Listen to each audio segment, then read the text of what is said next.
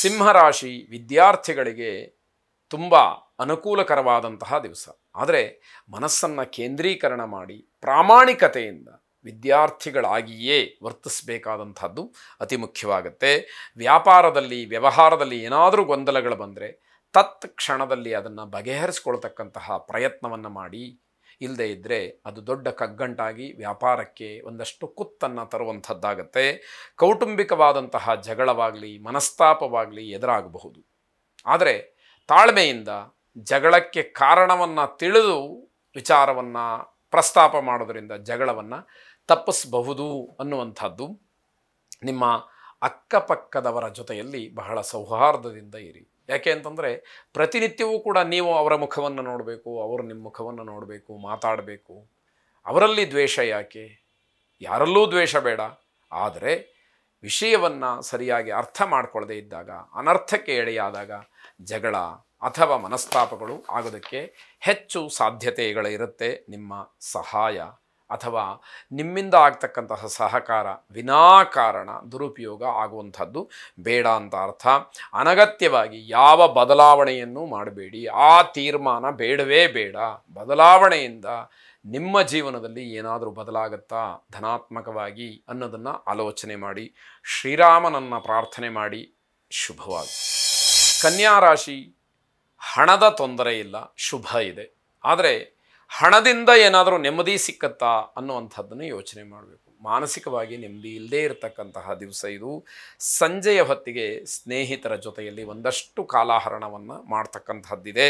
ಅಧಿಕಾರ ಸ್ಥಾನ ಇದು ಯಾವುದರ ದುರುಪಯೋಗ ಬೇಡ. ಯಾವುದೋ ಒಂದು ಸ್ಥಾನ ಸಿಕ್ಕಿದೆ, ಒಂದು ಅಧಿಕಾರ ಕೈಯಲ್ಲಿದೆ, ಹಾಗಂತ ನಾನೇ ಸರ್ವಾಧಿಕಾರಿ ಅನ್ನುವಂತಹ ಭಾವನೆ ಬೇಡ.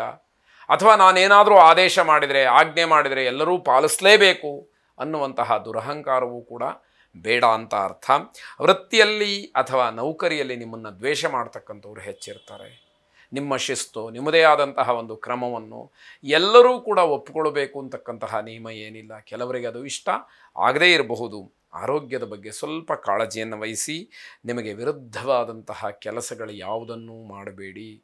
ಹಠದಿಂದ ನಾನು ಈ ಕೆಲಸವನ್ನು ಮಾಡಿ ಜಯಸಾಧನೆಯನ್ನು ಮಾಡೇ ಬಿಡ್ತೀನಿ ಅಂತಕ್ಕಂತಹ ಅತ್ಯುತ್ಸಾಹ ಖಂಡಿತವಾಗಿ ಬೇಡ ಅಂತ ಅರ್ಥ.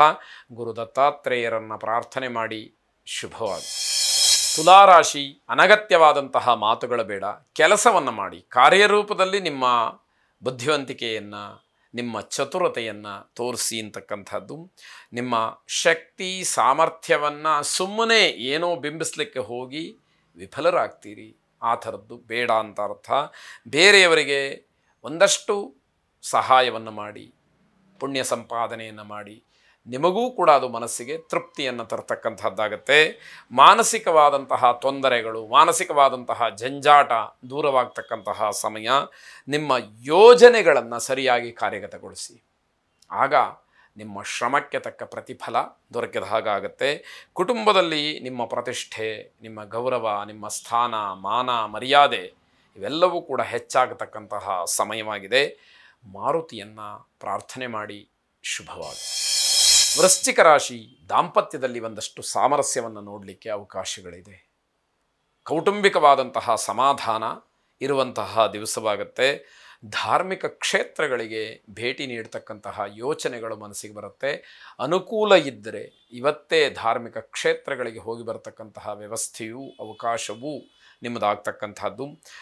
ಸಹಾಯಕರು ತುಂಬ ಪ್ರಾಮಾಣಿಕವಾಗಿರ್ತಾರೆ. ಯಾರು ನಿಮ್ಮ ಕೈ ಕೆಳಗೆ ಕೆಲಸವನ್ನು ಮಾಡ್ತಾರೋ, ನಿಮಗೆ ಸಹಾಯ ಹಸ್ತವನ್ನು ಚಾಚ್ತಾರೋ ಅವರು ಏನೂ ನಿರೀಕ್ಷೆಯನ್ನು ಇಟ್ಟುಕೊಳ್ಳದೆ ನಿಮಗೆ ಸಹಾಯವನ್ನು ಮಾಡ್ತಾರೆ ಅಂತ ಅರ್ಥ. ಮಕ್ಕಳ ಭವಿಷ್ಯದ ಬಗ್ಗೆ ಚಿಂತನೆಯನ್ನು ನಡೆಸ್ತೀರಿ. ಮಕ್ಕಳ ಮುಂದಿನ ಭವಿಷ್ಯ ಏನು, ಅವರ ವಿದ್ಯಾಭ್ಯಾಸ, ಉದ್ಯೋಗ, ಮದುವೆ, ಅವರು ಜೀವನದಲ್ಲಿ ಒಂದು ರೀತಿಯಲ್ಲಿ ಸರಿಯಾಗಿ ಹೊಂದಿಕೊಂಡು ಹೋಗ್ತಕ್ಕಂತಹ ಒಂದು ವ್ಯವಸ್ಥೆ, ಇದರ ಬಗ್ಗೆ ಯೋಜನೆಯಂತೆ ಎಲ್ಲ ಕೆಲಸಗಳು ಆಗುವಂತಹ ಯೋಗ ಇದೆ. ವ್ಯಾವಹಾರಿಕವಾಗಿ ತುಂಬ ಗಾಂಭೀರ್ಯದಿಂದ ಇರ್ತೀರಿ. ಯಾವುದಕ್ಕೂ ಕೂಡ ನಿಮ್ಮಲ್ಲಿ ಇರತಕ್ಕಂತಹ ಕೆಲವು ದೌರ್ಬಲ್ಯಗಳನ್ನು ಸಮಾಜಕ್ಕಾಗಲಿ ಅಥವಾ ವ್ಯಾಪಾರದ ಉದ್ದೇಶದಿಂದಲಾಗಲಿ ಬಿಟ್ಟುಕೊಡ್ತಕ್ಕಂತಹ ಪ್ರಶ್ನೆಯೇ ಅಲ್ಲಿ ಬರದೇ ಇರತಕ್ಕಂಥದ್ದು. ಇಷ್ಟದೇವತಾ ಪ್ರಾರ್ಥನೆಯನ್ನು ಮಾಡಿ. ಶುಭವಾಗಿ.